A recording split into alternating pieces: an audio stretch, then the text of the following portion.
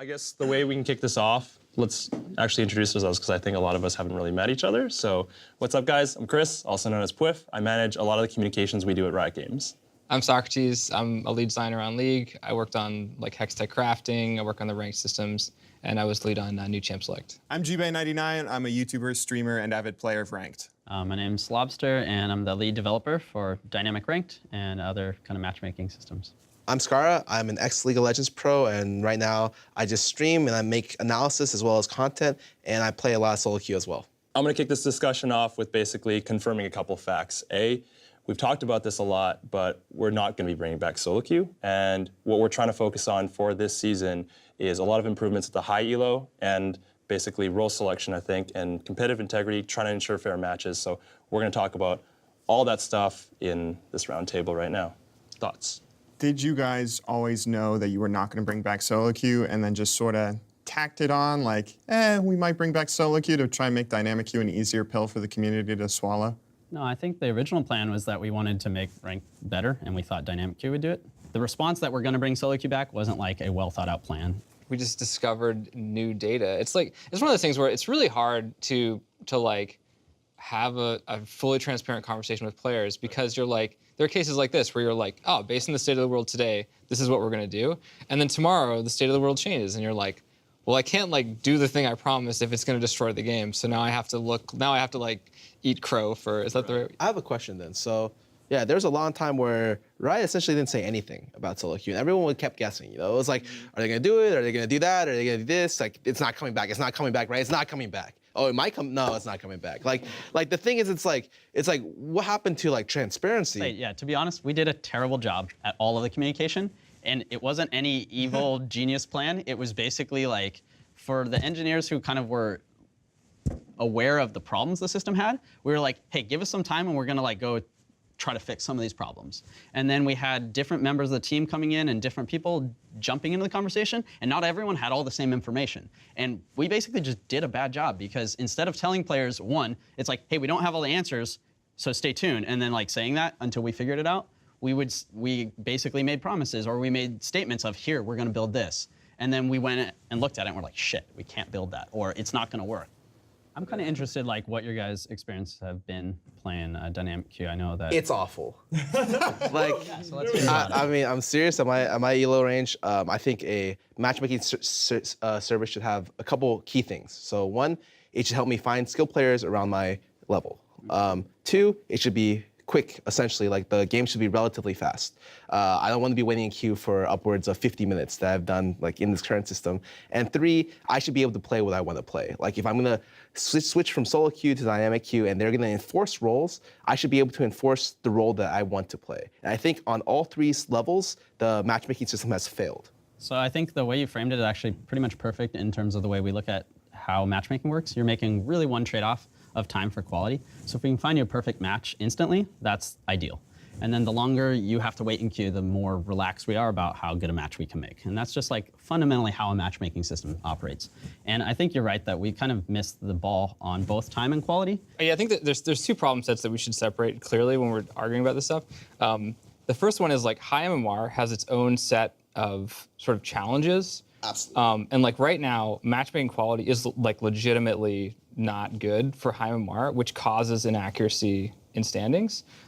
So like the way that we're moving forward and addressing those problems is different than the rest of the ladder, right? So I do want to speak to that because like there's the goal we set out to do, which was give you more control about playing with your friends, more control about what position you play, and matchmaking time and quality are supposed to be as good as before. And like frankly, we just fucked that up. So matchmaking times aren't as fast as they're supposed to be for top tier players. Match quality isn't good enough for top players right now. And what that comes down to, I think, is one, I think it's worth telling everyone that, and two, we got to talk about how we intend to fix that stuff. Yeah, and so to be really specific about it, like the frequency with which high MMR players have to play against pre-mages is much higher, like on the order of like 10x everyone else. And the match quality of those games is significantly worse. So like, well, and it makes sense, right? Like if you think about trying to find a good match for SKT versus trying to find a good match for like 5 random bronze players, it's like, oh, I can find a good match for those guys, I know. But once you get out to the sort of fringes of that distribution, it's just much more difficult to do. Yeah, and high low, like the times between, I think, is is it 8 p.m. or 10 p.m. to 2 a.m. is like terror hour. You would always run into 5-man LCS stacks, 3-man LCS stacks. But the thing is, it's like I don't even mind the pre-made so much. It's like when I play normally, just like in the afternoon, I'm not playing against any LCS players. They're all scrimming, and so are the challenger players. So I'm playing, but the problem is the skill gap is so wide because I think to some extent they're not playing. So I have to play against. I think the worst thing I ever played against was like I played against like a gold, like a platinum player with like 4 diamond 4 players. And I look at the enemy team, it's like, oh, okay, well, that guy's an LCS. Like, there's 3 people who are like really high challenger, and it's like that matchmaking system. I look at that, and I'm just like, my team needs to be playing significantly better than their average to be able to stand a chance. Yep. No, that's totally fair. And like that's so we're addressing that in a couple ways. So the first thing is matchmaking times, right? And like when we first sat down and looked at the state of things after we launched it, we're just like, hey, these matchmaking times are like shit for high MMR players. Let's try to address that with algorithmic changes. So basically, like the system we're using now, the way we like form teams with people is different than the old system, just sort of like fundamentally, right? And then there's the position slicing and the pre-made slicing. So first what we did was we just looked at that and we're just like, can we just optimize this? And we did some optimization. So at launch we had like, it was like 30-minute queue times for like players who are in like master tier, right? Which is terrible. So we launched a few fixes. We got down to like 17 minutes. And now we're kind of at the point where we've like done all the optimization we can without making other sacrifices. It's not the algorithm itself, it's the slices that we've added to this that make matchmaking times worse and also make matchmaking quality worse. By slices, you're saying like the role selection. Yeah, so like bucketing, like matchmaking, essentially the more like buckets you use to like compartmentalize matchmaking, the more sort of like trades you make in terms of like quality and queue times and those kind of things. So we're at the point where like we can't give players at that MMR their positions all the time, and so we're looking at options that are like after a certain amount of time we're more open about giving you other roles or like picking a larger number of roles, for example like pick 5 and those kind of things to solve the matchmaking queue time problem. Let's say you're saying queue times, match quality, role selection. If you could get one of them really good, one of them pretty good, and one of them you'd have to give up something on. Oh God, I guess you'd give up role selection because you guys are like committed to giving up role selection. So it's like at that point, it's like okay, you know. I'd say like at some point after you play a certain amount of off roles, the system should prioritize your main role more and more. Right. But aside from that fix, I think queue times and skill players are both equally important. Jimmy, I'm curious, what for you at least, what would your 3 priorities would be? I might put role selection as the highest priority because that feels like a very, it kind of depends on how you look at League of Legends, because if you look at League of Legends as something that if you need to be a good player, then you have to own every element of the game and know every element of the game, then you should be able to give up your role selection. Right. But at the same time, if we are giving up our role selection, then we're just back to the old system. We're back to the exact same old system where it doesn't feel like much has changed. I want to like frame the like problems and solutions that we're thinking about though, like a little more formally. So okay, match times for high MMR players, problem. The solution we're looking at is being less strict about position priority, and we're confident that will bring match times back to where they were before. So that's the first trade we're making, right? Next thing is match quality for high MMR players. And so the solution we're looking at there is enforcing for only high MMR players pre-made 3s, because we know we can make good quality matches out of pre-made 3s. 3s means 1s, 2s, and 3s, by the way, right? Yes, 1, 2, 3 pre-mades for, it'll be high MMR. We're still determining exactly where the cut's gonna be. Okay. We have high elo players, right? And they're hitting pretty much a ton of problems. You've been playing, I guess, like, what rank around are you right now? I'm around upper platinum at the moment. Okay, so I'm like that, but I tell everyone I'm diamond. You and me both. Yeah.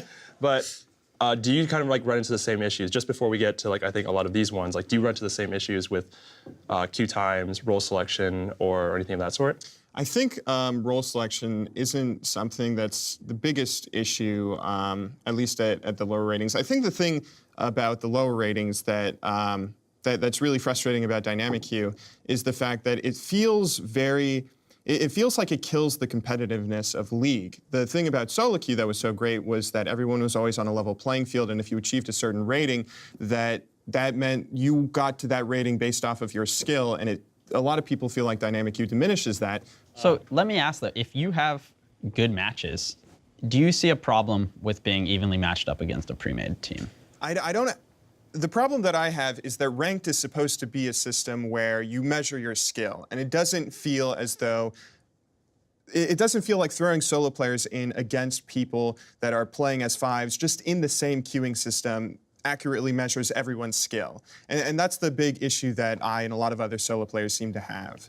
When you say fair match, by the way, like what do you like define that almost? Yeah, so when we think of a fair match, it's literally the teams have equal chance of winning. So if we match 5 solos up and we know that based on their skill level, they have an equal chance to beat a 5-man pre-made, I'm comfortable with that match because they have an equal chance. So basically, we can adjust the fact that you're playing with a team.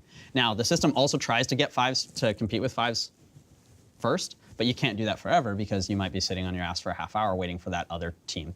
My thoughts on that are like, there's always teamwork going to be had, whether it's somebody that you're pre-mating with or not. Yeah. And so we're just trying to offer the opportunity for players who want to also pre-made their ranked experience. And ideally, we make those matchups fair so you have an equal chance to win that game. It's about the meaning of the standings, right? It's like when I look at that score, what does that score mean?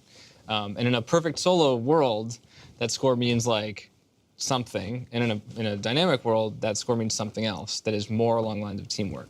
I think for a lot of solo queue players, what you're talking about, like the undermining of competitive integrity in some ways, because if you queue up as a solo player and there are dudes queuing up as 5 and climbing, your skills as an individual carry are kind of undermined.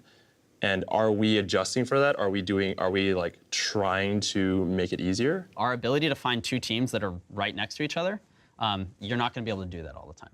So then the second order is, okay, well now we have to start matching, pre-made 5 with solos and duos and trios. And basically the way we look at that is you get some advantage of playing with your friends or, pre-mating. So we can offset the matchmaking to say, okay, you're going to play against slightly more skilled solos to balance that out. I think we can do a good job at giving people fair matches quickly with position selection, 99%. At top tier, it's pretty much shit right now, and we got to fix it. The 2 things we have to address are, do we patch it for top tier? It's easier to just like put a Band-Aid on it and say, okay, now the top tier players have a better experience, but then it can look really odd. You're like, hey, I'm a solo queue hero, or let's say I'm a pre-made hero up through high plat, and then we have this cutoff where like, hey, you can't play 5s anymore. It'd be really awkward as a player growing and getting stronger that the way they got there in terms of their competitive experience suddenly gets turned off for the sake of these like weird back-end details. But on the other hand, we have to address the fact that we don't have the queue times and the quality we want.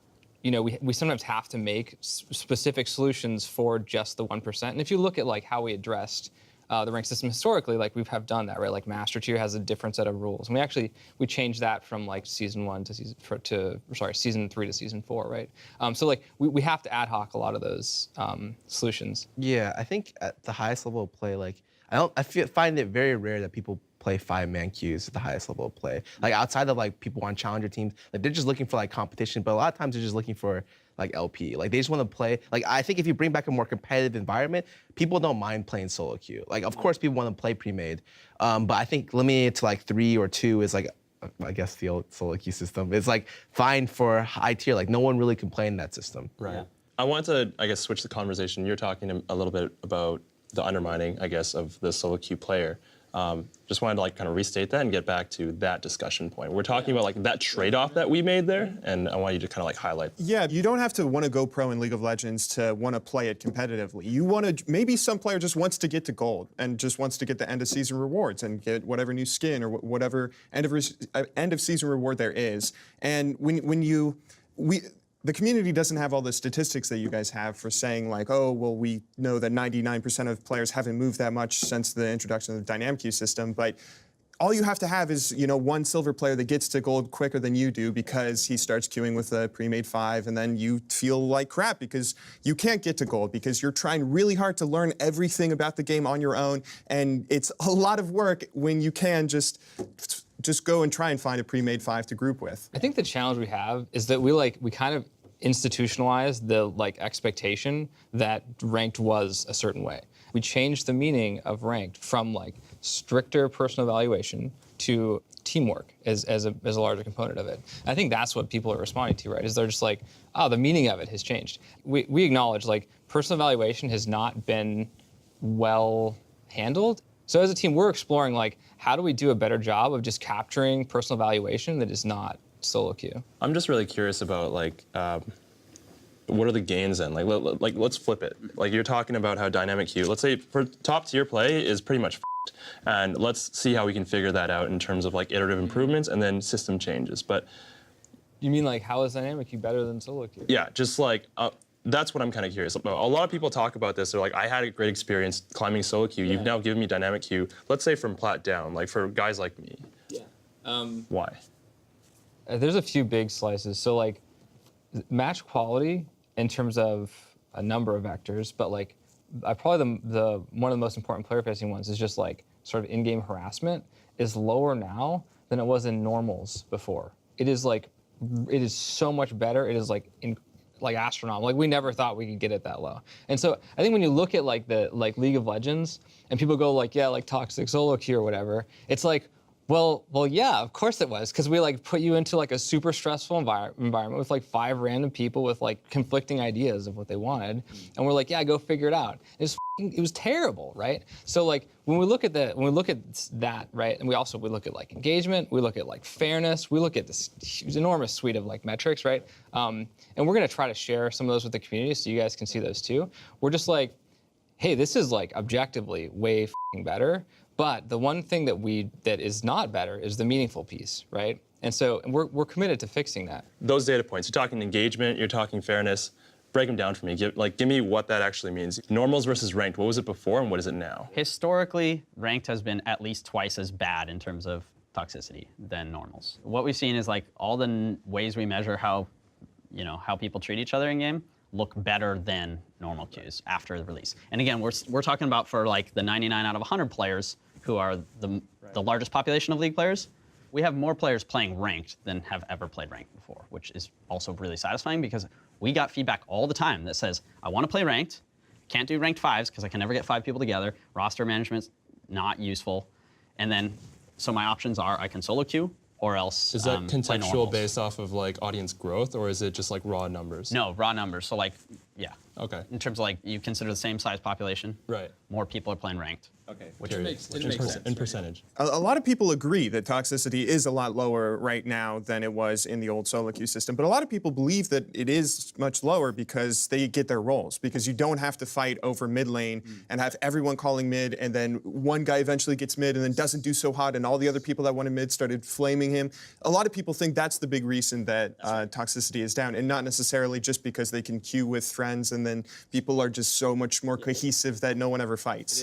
It's both part those of it. things. Yes, exactly. Those were our 2 bets, is that giving people control over their position makes it more fun and less angry, and then playing with your friends is also more fun and less angry, just based on Have we proven those? Have we split them? Yeah, so there's 2 ways to slice it, right? So first of all, you can just look at normal draft, and you can see the drop in normal draft versus the old version, and then you basically map that back to as a percentage of the ranked drop, and it's significantly more as the first piece. The second piece is you can look at pre-made size to essentially like harassment and like quality metrics, and like 5s are strictly better, 4s are strictly better, 3s are strictly better, like each of those, because like there's 3 people on my team who I'm on the same page with. And also like it just if you just think about it intuitively, or like I'm going into my promos and like that jerk like fed, right, versus like, oh, my 5 homies are with me, like I'm not as likely to have an argument. So my only question on this is like, okay, so let's limit everything to at least or up to 3. So high MMR, let's say master is up to 3. So does that mean that the overall quality of the games will be better? Yeah, some of this gets into the secret sauce that we can't talk as openly about, but I can tell you right now, like we have 3 features lined up, and it is our first priority to implement them, and they're supposed to fix those problems. It helps when you have smaller premates, because when SK2 queues, you can't get a good match.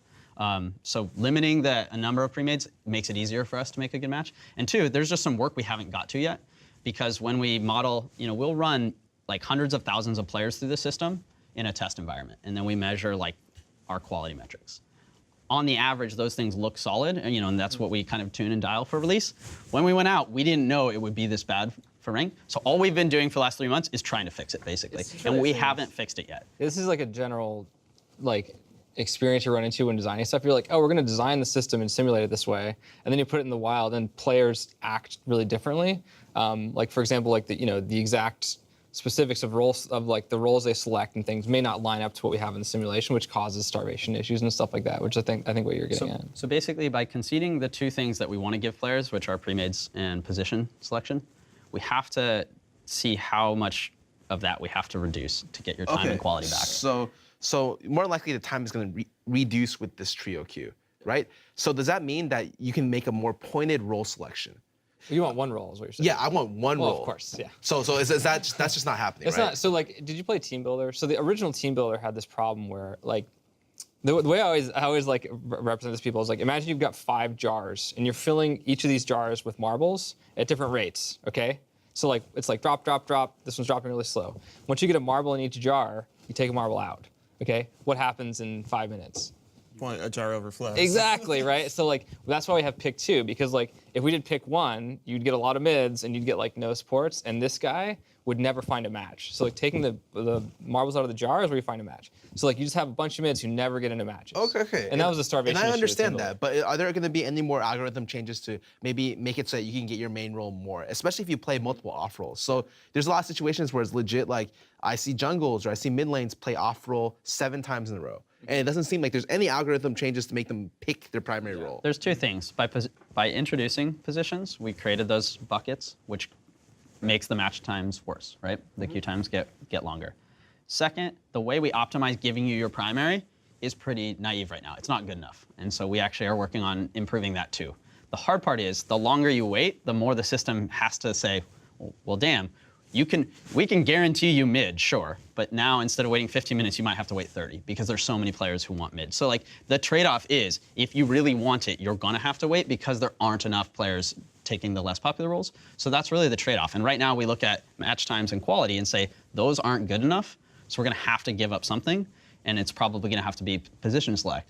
We have a number of ideas that we're confident will fix the queue time problem that basically come at the trade of some position agency. And by position agency, I mean ability to pick exactly what you want. So we're confident like we'll get it to the place where like times are good and you have more selection, you have more control over the position you're going to get than before, but not as much as you do now.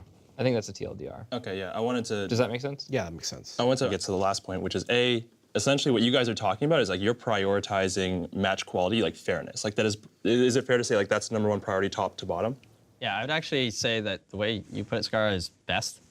Time and quality have to be about evenly And then you'll figure out role selection. the top priority. And You're saying of those 2 things? Yeah, I consider like getting into quickly into a match that's shitty is not a great. Right. Yeah, and in fact, we did that. I think one of your posts was you like fighting against some plat players, or maybe you got paired with them. That happened actually when we said, hey, let's use this really aggressive knob. We made a change to the system. Yeah. And the goal was so. Wait, with just Scar? Wait, it was like at that specific time, I never had that happen before where I play with like a platinum So player. let me try to frame it well. So again, the trade-off is the longer you wait, the more relaxed we have to be about quality. Right. So perfect situation is, so we can give you an instant match and you can play with bronzes in 0 seconds. Okay. That doesn't feel good. No. We could also make you wait for 9 months until 9 other players hit exactly your match made rating. So we're somewhere in between that. Right. And so what we have are, how fast the system is willing to give you less quality matches. So our effort was, hey, match times are shit. Let's tune one of these dials that says, be willing to make matches faster. Okay. And suddenly we saw plats, and we said, oops, we overdid it. And then we had to pull that one back. Last words, anything you just want to like, you can do that. I don't know. Do you feel like you got a chance to argue your points? Yeah. Do you feel resolution? Do you hate us more or less? Well, I'm glad you did this. I mean, I feel like it's healthier to hear you guys say this. And it feels like a lot of people out there really feel as though Riot is a little shady about like how they treat certain issues like solo queue or like this when they don't just come out and say that, hey, we want to make the rank system so much more oriented around team play that we're willing to give up solo queue and give up individual, or give up something that's been a way that people have met. We want solo players to have an equal chance of winning all their games, and we haven't been there yet with Dynamic Ranked, and we'll try to get there. But the expression, I accomplished this as a solo queue player, is something we have to solve for, and we don't have that answer yet. But I think that we can improve the quality of games we make with solos and premates. So we want people playing premates because we know that people have more fun premating.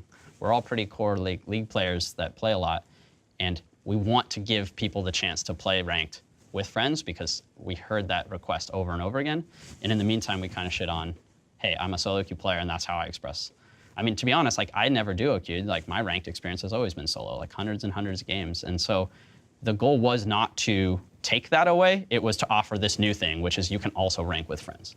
I think this is really important. And then at least from my end, the follow-up is going to be super important. So like, again, like you haven't completely sold me. I'm not convinced. So in a month, if what happens is nothing changes and there's no response, you guys have a problem. Even if it comes to an answer where everyone hates, if they can understand the reasoning behind it, it's like at least they can point to that and be like, the reasoning is faulty. That's not a problem. Like that's fine. That's much better than the original thing, which is like, Everything's fine. Everything's faulty. What I hope we can do is better acknowledge when we've got a problem. Like part of it is when people say, hey, I hate getting queued up as a solo against pre-mades because I get beat and it feels shitty. Like I hope we are better about acknowledging, hey guys, actually we're optimizing the system and right now that, that was a true statement for X number of days or weeks or hours. Because then it validates the fact that, yeah, it feels that way and it's shitty and we know and we're gonna do something about it. Yep. At least with the introduction to dynamic queue, we shifted what it means to compete in League of Legends. Did we make that trade-off willingly? Are we willing to stand by that? Totally. I mean, that's the world we're in today, right? So I think we acknowledge like there is a hit we took to personal evaluation that like we're not happy with and we want to solve, right? But the meaning of ranked in League of Legends includes team play, and that's the world we're in, and that's the world that we're going to stand behind. The places where it's like, at high MMR, where like shit breaks down, it's like, well, without fair games, you can't have meaningful standings. And that's where the spotlight has been, right? It's people like, hey, look at that, it's fucked up. And we're like, yeah, the reason it's fucked up is because they don't have fair matches. And so we're gonna fix those problems and we're gonna get it to a world where we can have both.